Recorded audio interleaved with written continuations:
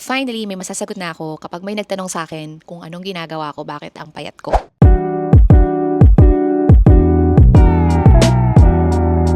Parati ako natatanong, bakit daw ang payat ko na, ano daw ginawa ko, at alam nyo, kung last month nyo ako tinanong, malamang hindi ko nasabi sa inyo yung totoo kung bakit.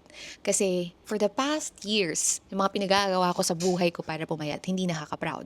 But almost half year ago, I started something different. So ginagawa ko lang siya on my own, hindi ko sinishare, until August 1 when I posted it. So, shinare ko na siya after doing my research at nung talagang napatunayan ko na sustainable siya, it's very safe, it's natural, that's when I knew I could talk about it proudly. Finally, may masasagot na ako kapag may nagtanong sa akin kung anong ginagawa ko, bakit ang payat ko. Yes, the weight loss gets people attention, pero ang mas mahalaga sa akin yung I feel lighter, more confident.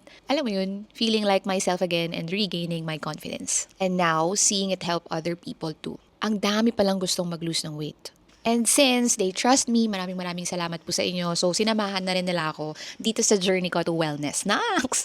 So, yes. So, since August 1 hanggang ngayon, tuloy-tuloy talaga yung mga nagtitry na rin nung products na ginagamit ko. Nakaka-happy kasi meron kaming GC. So, every time na may nagjo-join, sinasama namin sila sa GC. Tapos doon kami nag-share ng experiences. After 3 days, nabawasan na daw sila ng 1 kilo. Parang they are regaining their old self. Tapos yung akala nila, mahirap to. Kasi 'di ba alam nyo naman, kailangan ng disiplina.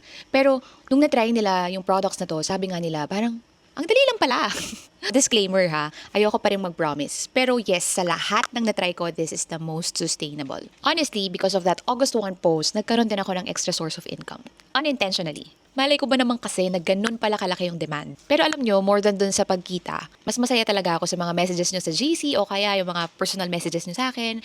Ang sarap pala sa feeling nun kapag sa health na yung pinag-uusapan and sa confidence. So yes, kung isa ka sa mga nagtiwala sa akin at sumama sa journey na to, I just want to say thank you and I'm happy na I was able to help. At kung naman hindi pa and sa tingin mo ay kailangan mo rin to, don't be shy, just comment I'm in.